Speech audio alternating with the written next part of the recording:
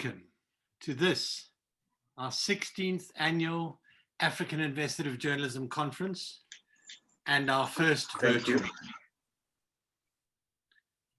I am Anton Harber, the convener of the conference from Wits University. And from a chilly Johannesburg spring day today, I give you a very warm welcome. While we will miss not being and breaking bread together, at least this way, this virtual way, we can be more inclusive, and we've been able to draw in even more journalists from across the country than we normally can have in Johannesburg. This is now the biggest gathering of working journalists in Africa, the biggest regular annual gathering. We've got ahead of us 3 weeks of discussion, debate, sharing, learning, teaching, and the celebration of the best of African journalism. Our hope in this time is to encourage, even under these difficult circumstances, collaboration across borders and to show support and solidarity with our colleagues and peers in countries across the continent. We'll be looking at the challenges facing us in our work, and we will hopefully share ways in which to improve and expand the important work that we do. You'll see that the program is jam-packed. Interesting topics from human trafficking to animal trafficking, gender issues, and so on. Lots of opportunities to learn about new tools and techniques, cutting-edge stuff that powers our investigations, and chances to meet, hear, link up with your colleagues and peers. Before we get going on our keynote speeches today, I need to start with some important housekeeping. Let me just say up front that doing this online is new to all of us, so we're all learning, and I urge you to be patient with the problems that we grapple with dealing with this as an online conference. We've got a crack production team to deal with any issues that arise, but we do know that many of our speakers are in places where connectivity is difficult. So we're really working hard to keep things running as smoothly as possible. Please be patient with us. I must urge you to download the WOVA app, the conference app, because this is the only place where you receive daily links to all sessions, including updates or changes to the program, and essential information, and allow you to communicate with others at the conference and to communicate with us as the organizing team. So you will really find it essential to download that app. You will find the link on our site, our AIJC site. Please go ahead. You might have seen that we're offering French translation for some sessions. Those marked French translation in the program, such as today's session. You need to choose your language. If you click on the globe icon on the bottom of your Zoom screen, choose your language, click on mute original language, so you only get one language stream, and stay with it. Don't change channels during the session. If you have any difficulties, use the chat function. Our team is monitoring it and will respond and try and help you. I want to introduce Roy Blumenthal, caricaturist and sketchnoter. There he is, who'll be doing live drawings to capture what we are talking about in some sessions. And he'll be doing lots of caricatures, which we'll share with you. He'll be on your screen some of the time. Sometimes we'll see him just working. Other times, like now, we'll see close-ups of his work. And we're hoping that he provides some visual and mental stimulus during these sessions, a different kind of touch. When it comes to Q&A time, if you want to ask a question, please use the Q&A function. Click on Q&A, put your question there, and I'll pick up on it and put it to our speakers. If there's questions they can't get to answer, we'll ask them to answer them afterwards. This is a panel discussion, or it's our opening plenary. But training sessions, those marked on the program as specific training sessions, will be open to much more interactivity than sessions like this, which are just Q&A after the speakers.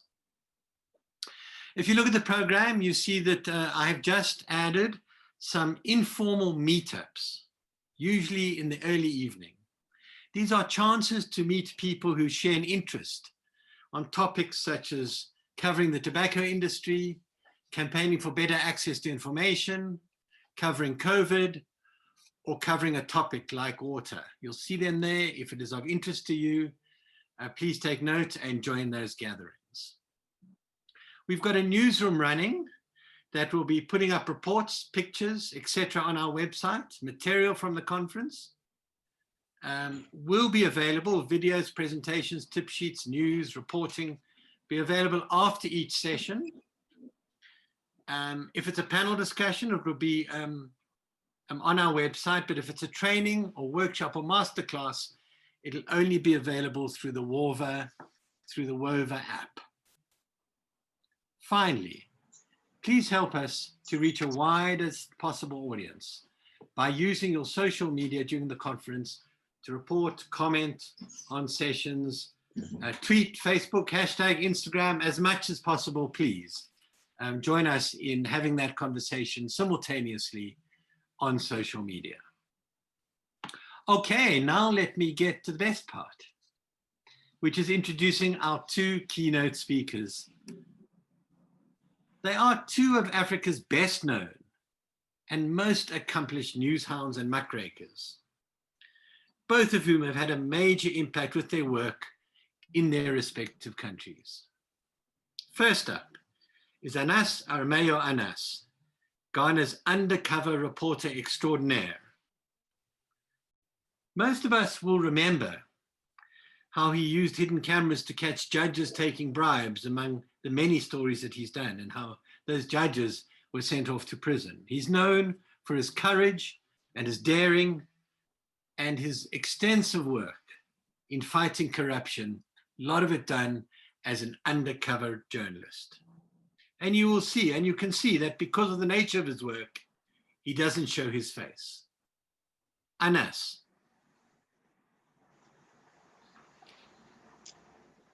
Thank you. Thank you.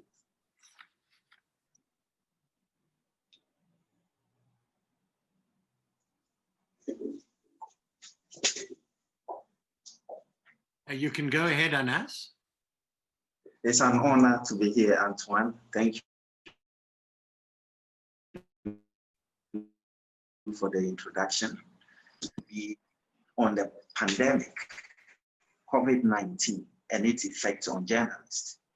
I think that it is important not to look at who we are as journalists.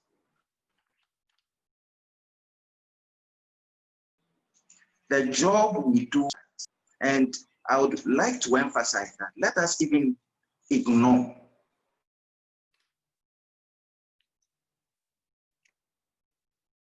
the common issues that we see on COVID, of COVID on journalists, where taking home, where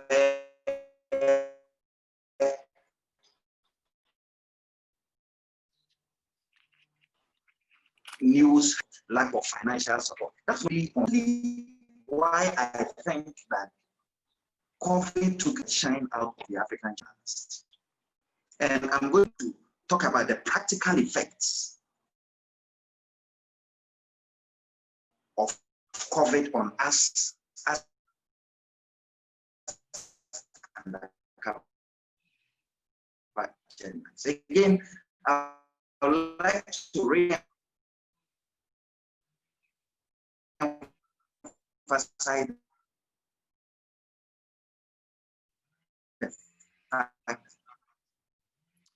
we have always kept our eyes on the backers as journalists. One fine morning, we get up, and what we see is that there is COVID. First of all, we found ourselves in this state of shock as journalists. Now, we needed to be able to even gather that was the problem. Whilst we were at this, the criminals found very convenient ways of getting into the hinterlands. And here they used the herbalists, they used other people and lied to villages about having a cure for the pandemic. So as journalists who were focused on the cities where we had a lot of talk on the pandemic, our criminals were very busy. They had left the city and had gone to the hinterland, taking advantage of the rural poor. And this illustration that is coming is going to be an example of the situation we found ourselves and what we had to do. So I found myself waking up one morning and saying, no, I missed it. I have been overlooking at the city. What's happening in the villages? Please roll this video. We spoke to one herbalist in Nigeria, Dr. Ben Amudu, who claims to have developed a series of miracle drugs that cures COVID-19. An oral vaccine is the one to beat. And it is good to go for the cure, the prevention and cure of coronavirus. It has very strong immune boosting properties. During Ghana's lockdown, one man claimed loudly on radio he had discovered a cure for coronavirus. What discover a drug? The cure COVID-19. A full bag sack, I don't know the kilos, that big sack is equivalent to the number of people who can affect. Then it was time to pay. The price was settled at 1,000 cedis, $172. The cure came in the form of 3 bottles. Before leaving, Dr. Abdallah Sr. warned us one of them will cause serious diarrhea.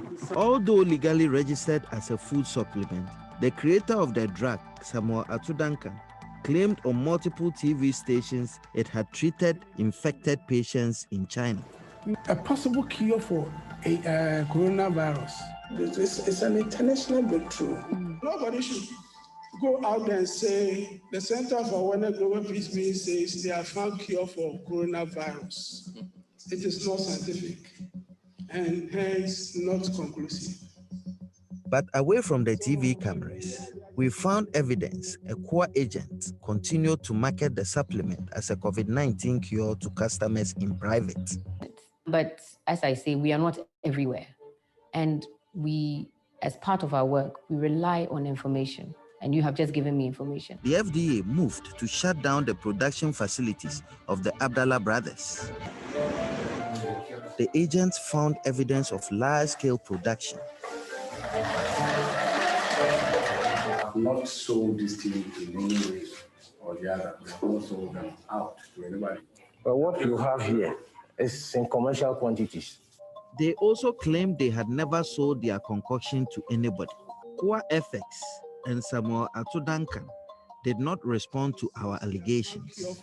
At a time of global pandemic, we have a duty as journalists, as citizens, to fight fake medicines and expose the quacks that mislead us.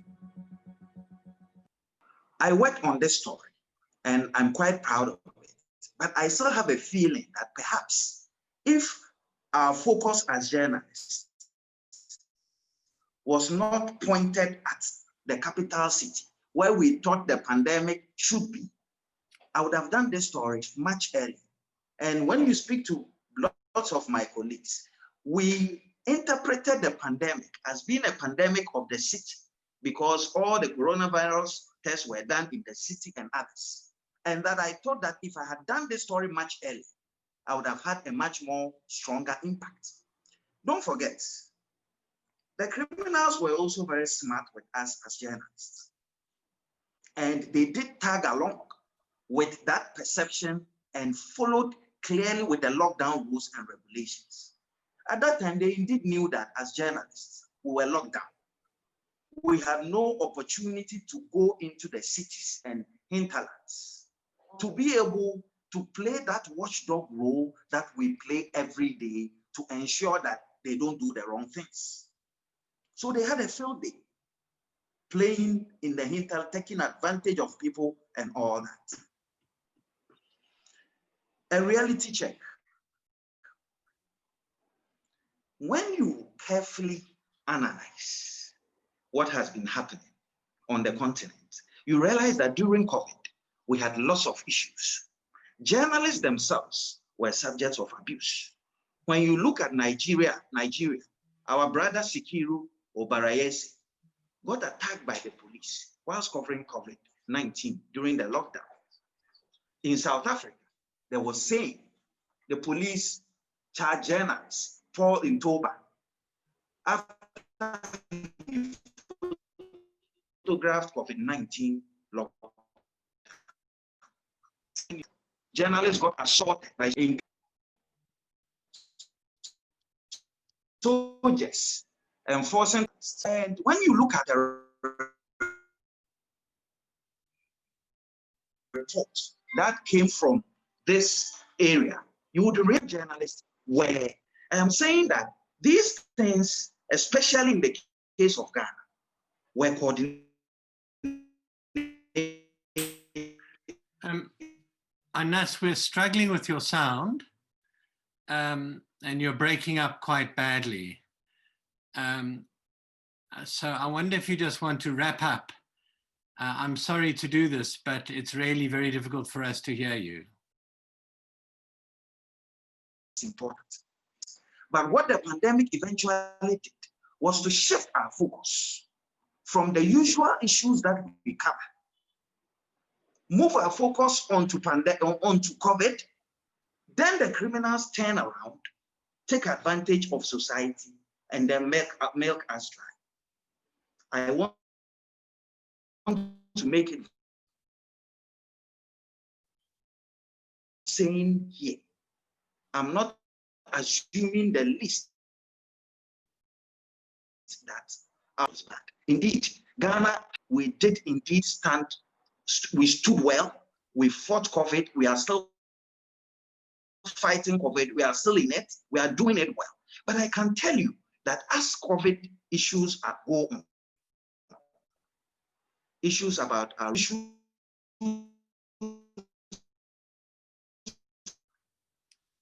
about children being trafficked, issues about health being neglected by journalists. I would want us to now focus on this second video. Please roll it.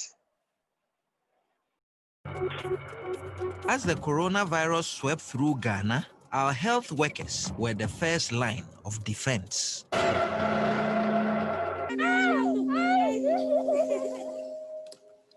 We are all equally at risk, and you need to protect yourself as much as possible. I took the step to close all our borders, and I ordered a mandatory quarantine and testing.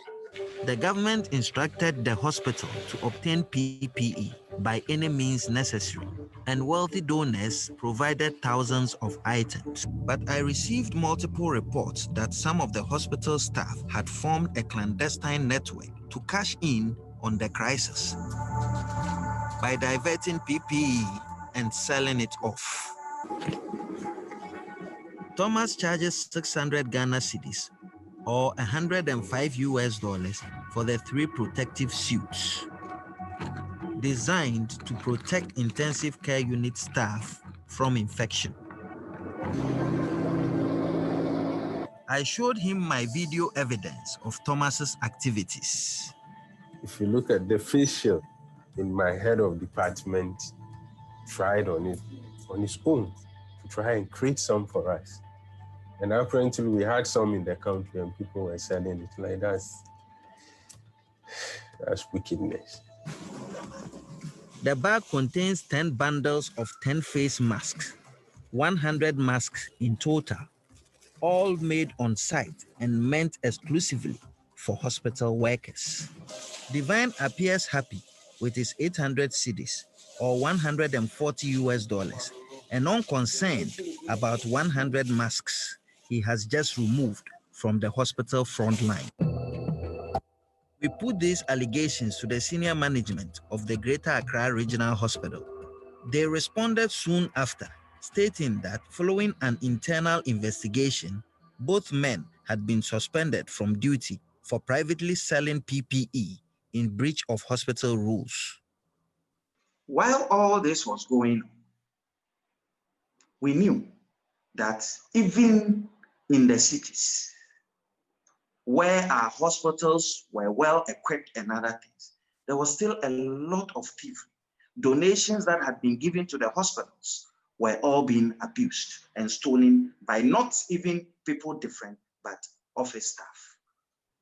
Indeed, this, for me, I had shifted from my original focus of looking at roads and infrastructure, looking at issues bordering on other matters.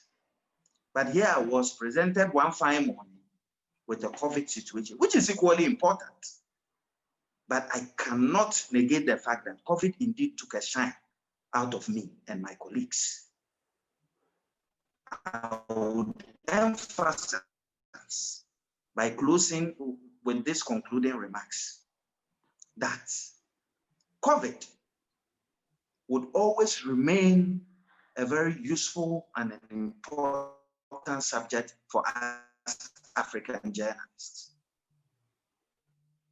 But as we keep on pushing,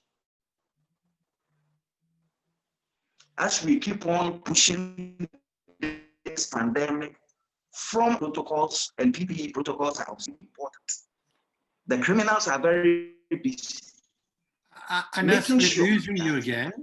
Anas, solely on COVID.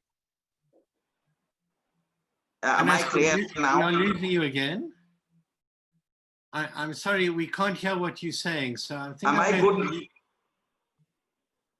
think I'm going to leave it. Have to leave it there, Anas, because we're really losing your voice.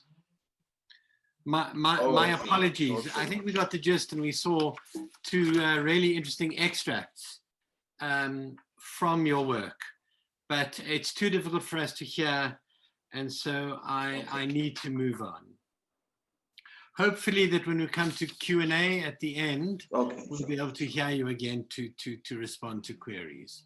My apologies for that. Okay. Our second keynote. No worries, Anta. Thank you. Our second keynote is South African Jacques Poe. Jacques' record of exposés, books, and documentaries over the last 4 decades has made him one of South Africa's best known and most influential reporters. After a lifetime of work, 2 of his stories stand out most. His expose of the apartheid death squads in the late 1980s, which played a critical role in addressing the violence of that period. And more recently, his book that exposed the deep rot in the presidency of President Jacob Zuma. And he was one of a number of journalists who did brilliant work that hastened the end of the Zuma regime. Jacques.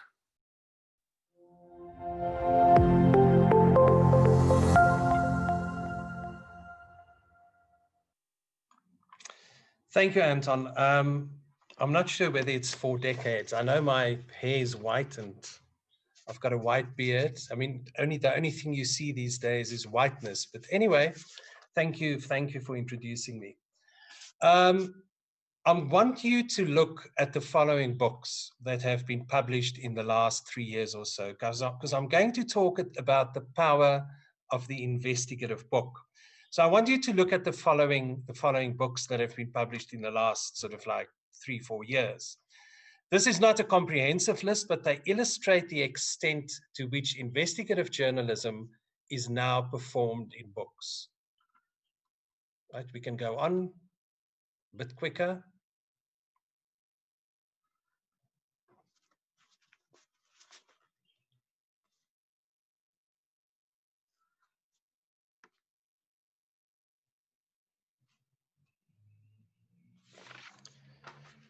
These books all have one thing in common.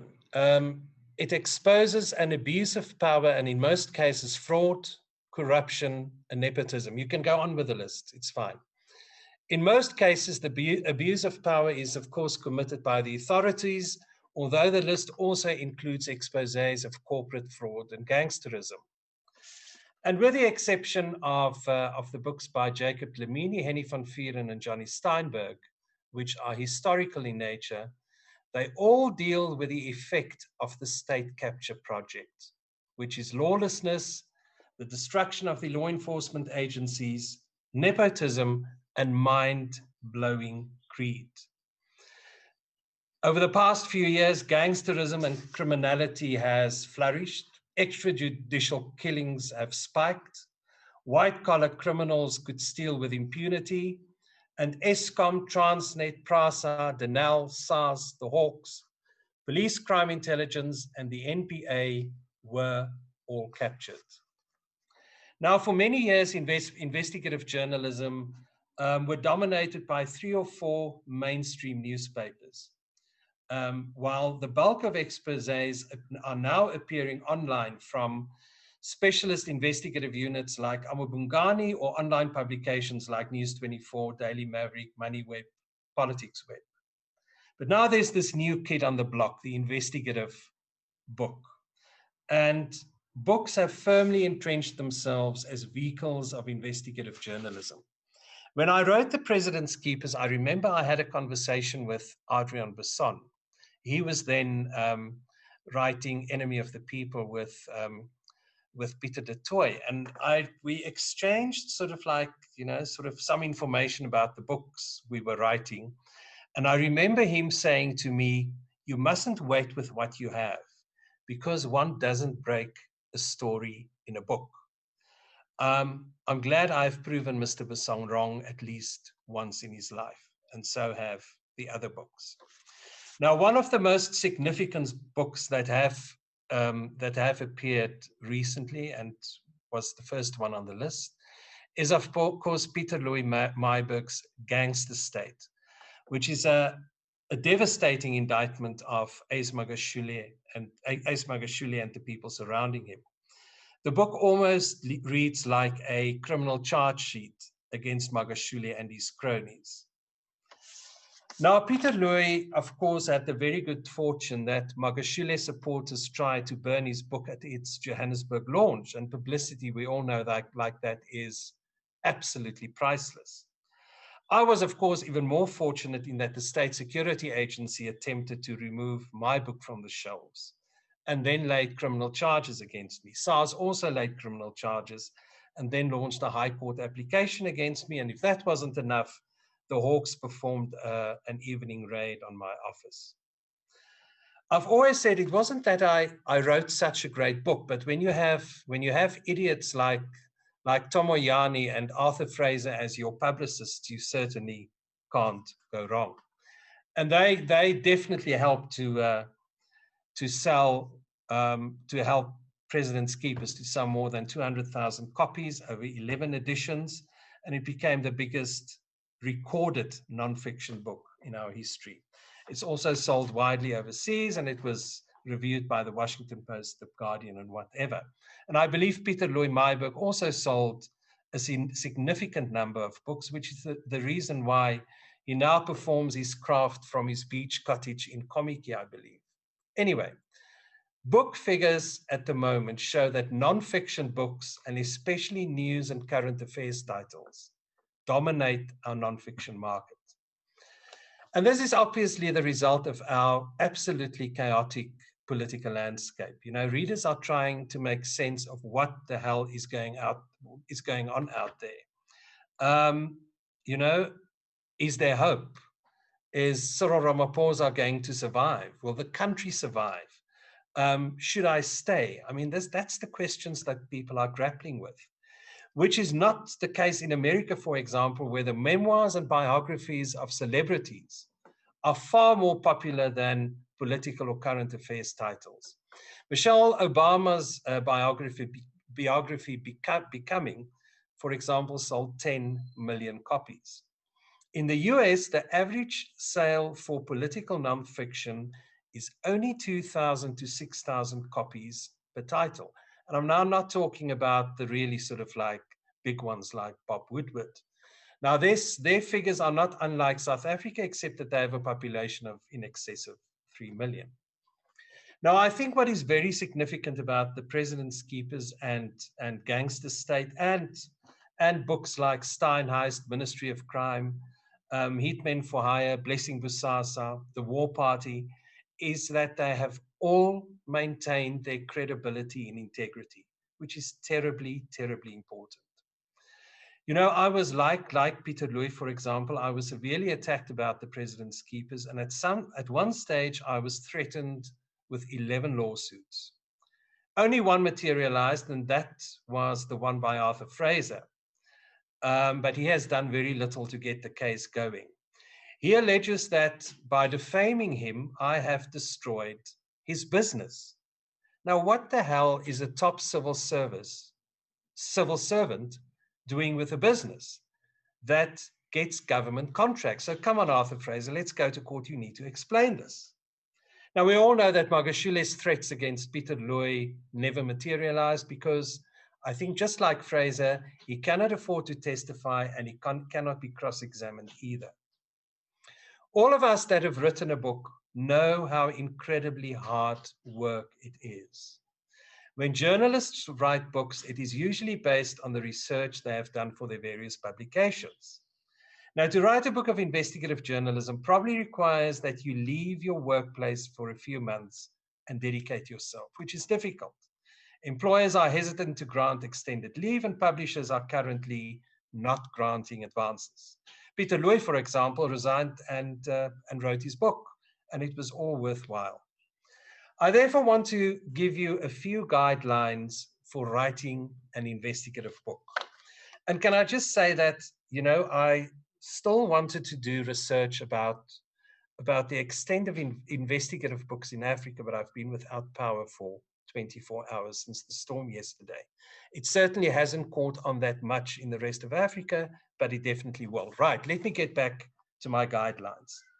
I think the first one is terribly important, and that is writing an investigative book must embrace the importance of human narratives. It must not just focus on facts and data. A human narrative is the key to what makes a readable investigative journalism book. You know, the second, as journalists, we tend to spend far more time on research, on searching for and verifying facts than the actual writing of the piece. When we're writing an investigative book, it is different, and I cannot emphasize how important the quality of writing is. And I want to show you a few examples from my list about how exquisitely some of these books have been written. And this comes from Steinheist, from Rob Rose. For the first time since the rumors started, Christo Wies's blood ran cold. Until then, he'd largely written it off. The scurrilous talk of fraud, the endless drivel. It was Wednesday, almost a week before Steinhoff International, a company that had been molded into the swaggering bully boy of international retail by its bulldog chief executive Marcus Jooste, would admit to an epic fraud. At Wies's office in Parow, a beige industrial region south of Cape Town, marked by car washes, food trucks, and formless, characterless warehouses owned by the likes of Pepsi, the atmosphere was chilling quickly, in contrast to the languid early summer heat outside. And now from Jacob Lemini's The Terrorist album, can we have the next one? I cannot show you the photograph with which this story begins, but I can tell you about it. A body torn to pieces lies on a pavement. A man whose face is the only one visible in the photograph is on his haunches, leaning into the body on the pavement. His fingers are bloody. I can tell you about the man whose body lies in pieces on the ground and about the white-shirted man with the bloodied fingers. The dismembered body belongs to Orderly Meshach Maponya. The man in the white shirt was Dion Gous. Mapanya belonged to the military wing of the banned ANC. Gous was a member of the SA Security Police, an explosives expert attached to the secret unit formerly called C1, but known colloquially as Vlakplaas, from the War Party. But working in KZN, I have seen a story unfold. It is about how greed shatters ordinary lives and is robbing South Africans of dignity.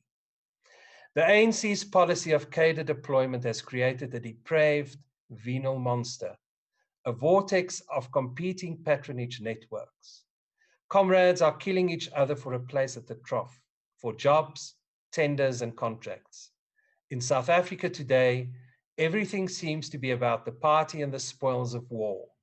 The ANC, the Party of Liberation, is becoming a war party. Let's get back to my list, number 3. Now, some might disagree with me, but creating a 100,000-word nonfiction book isn't dramatically different from writing news stories and features because the basics remain the same. Start by going to all the places where your story occurs, talk to anyone you can find who knows about the things you want to know about, track down any documents that exist, and repeat the process until you can satisfy yourself that you found, verified, and understood everything you can. Of course, a book gives you the advantage to speak to and interrogate your sources again and again and again. You know, for example, in the book I'm currently working on, I found a source that made dramatic disclosures to me.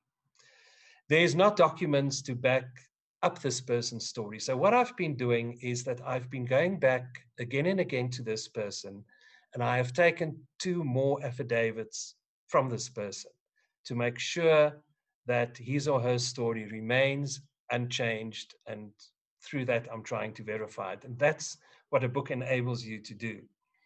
And then, of course, a book, and I mean, this is logical, a book should follow the same journalistic principles as an online publication or a newspaper. It must edit, verifies, and contextualizes and acts firmly in the public interest. And of course, authors must be prepared to be surprised, to discover that their narrative might not be the only version or only truth out there.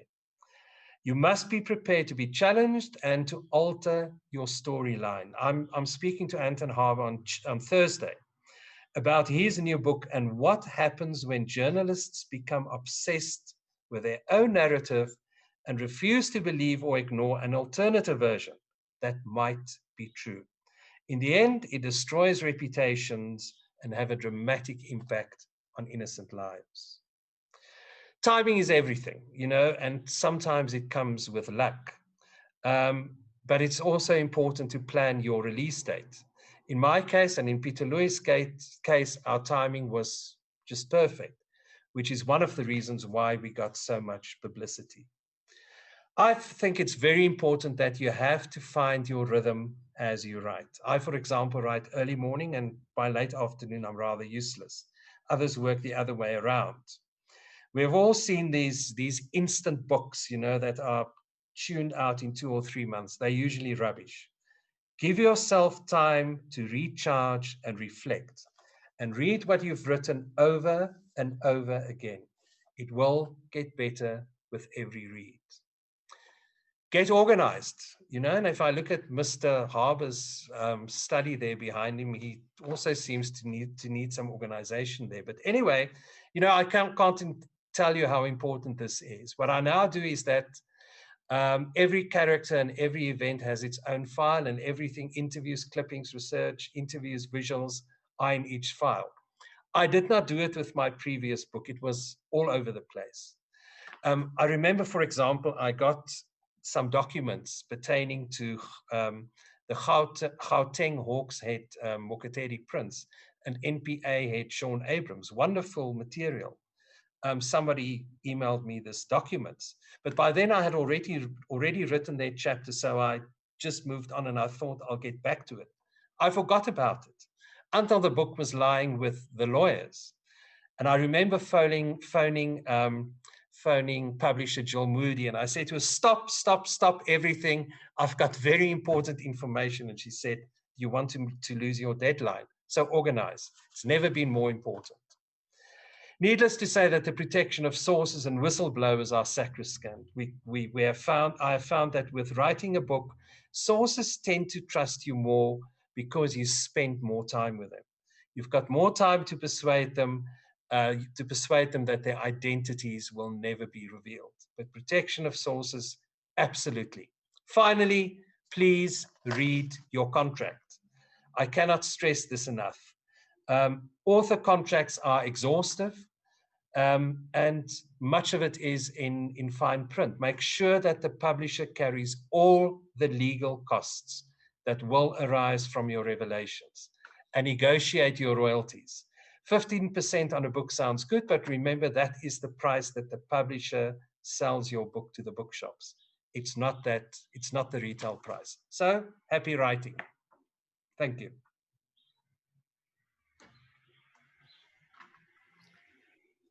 Thank you, Jacques. And thank you for inspiring people to write books. One wouldn't have thought just a few years ago that that was a route for the kind of work we do, but I think you've shown us in your own work and the work you've demonstrated today how interesting and valuable it is. You're quite right about my study, and I take what you say very seriously. Maybe for my next book, I'll organize my study and my material better. I have a question from Collins Matika, so let me put it to you, Jacques. Then I'll try come to you, Anas, for a question, and I hope the connectivity works well. Collins Matika asks, do you use news stories as seeds for your books? Inevitably. I mean,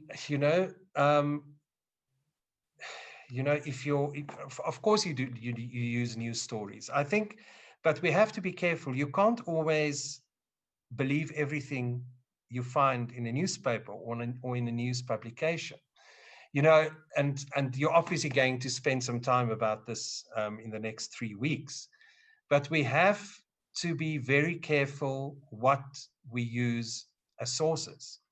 But yes, newspapers are important sources. If I'm going to write something about former crime intelligence head Richard Madluli, of course I'm going to Google him. I'm going to take all the newspaper clippings, and I'm going to use some of it in my book, which I've done with the President's Keepers, and I think we all do it. But yes, so you do use newspaper clippings, and you do use news information, but we have to be careful. We have to be very, very careful. I think it's just much worse to make a mistake in a book than to make a mistake in a newspaper. A newspaper can the next week, have a little correction, and it's not a train smash. When you make a serious mistake in a book, the publisher might consider removing the book from the shelves. We all know what happened to the Lost Boys of Bird Island.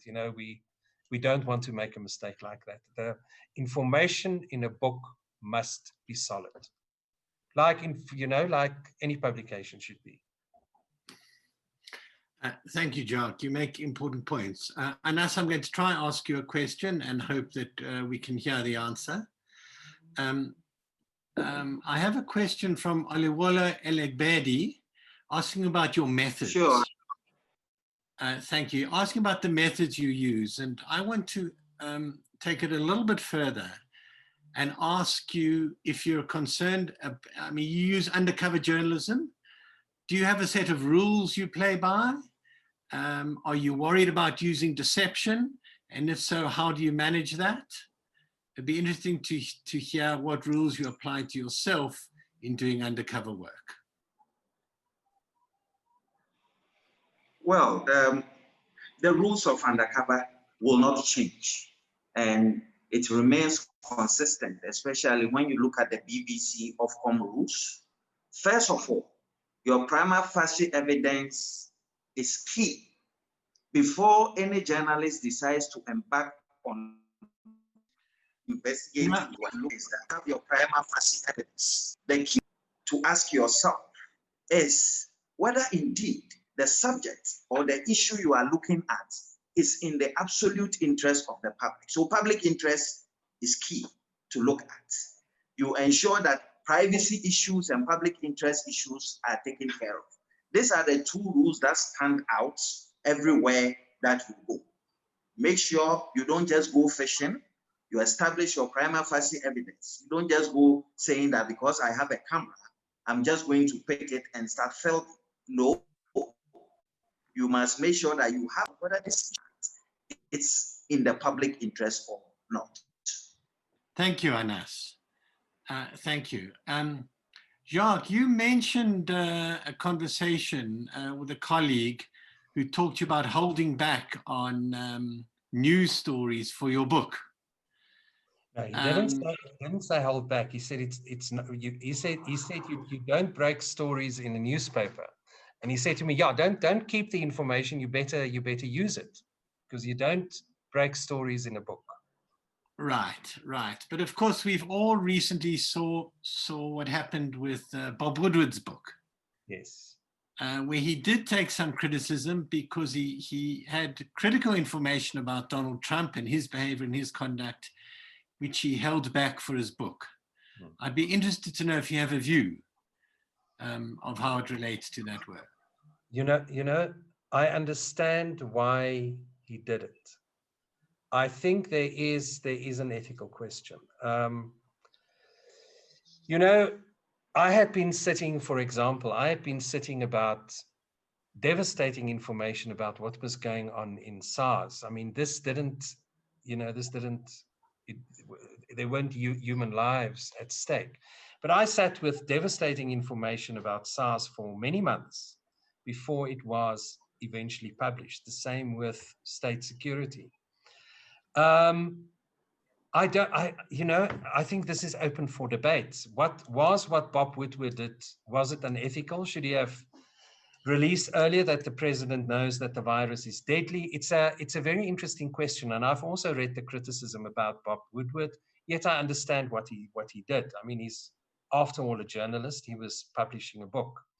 So would I do it again? Yeah. I mean, I'm writing a book at the moment, and I believe I have some important information. I'm not going to reveal it yet. Right. But do you think there might be circumstances where developments are such that you feel obliged to reveal it, or are you solidly holding it back for your book? No, the information I have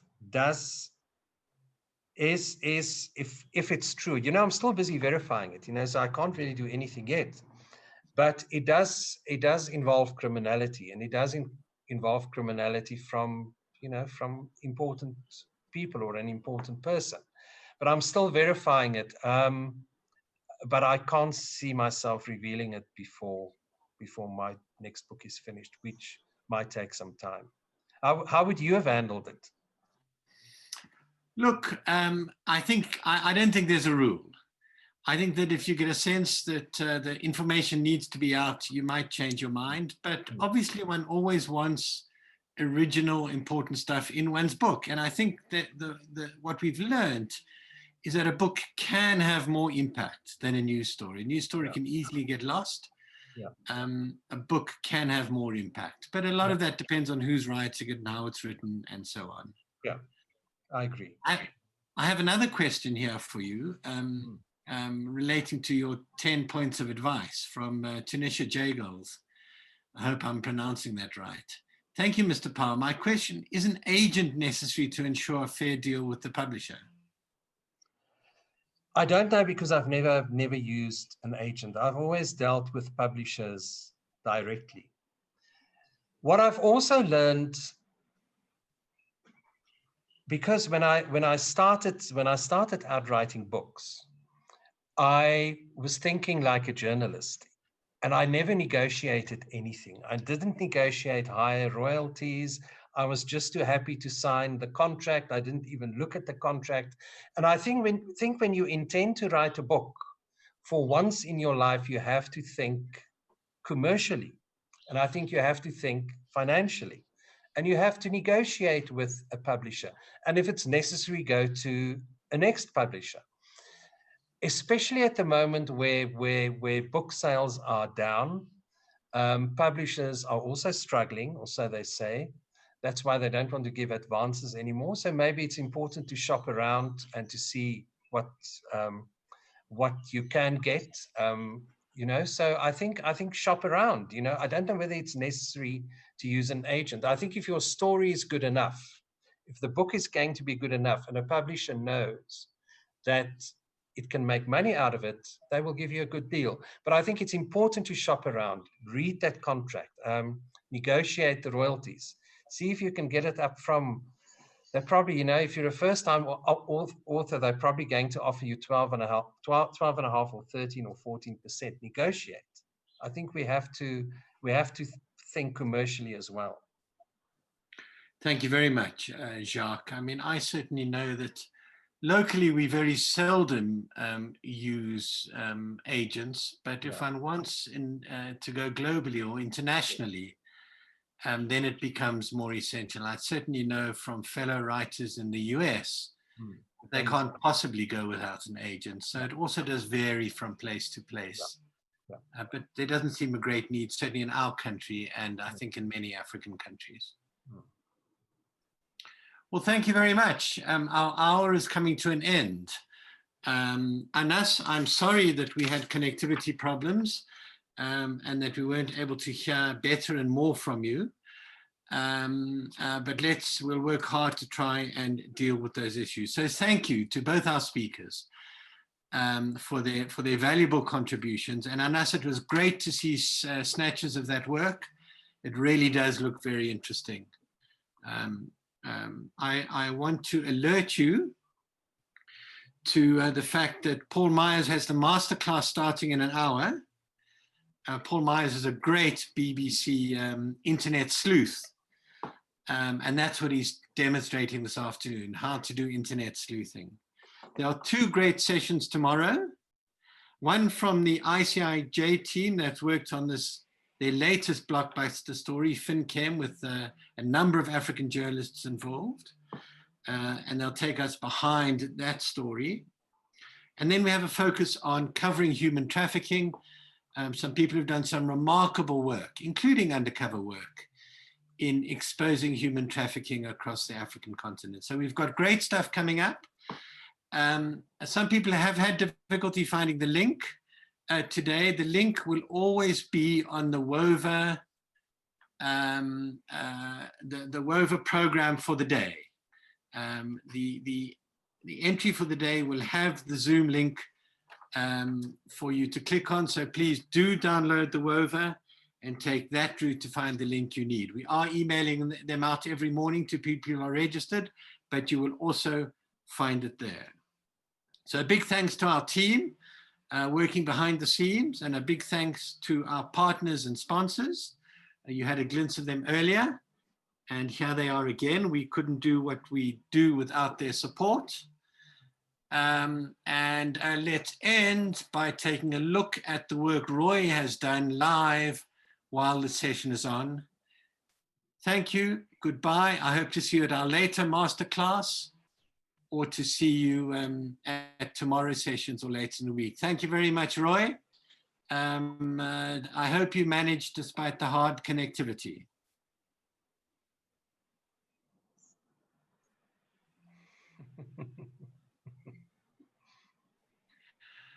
Right, that's Roy's work. It will be up on our website.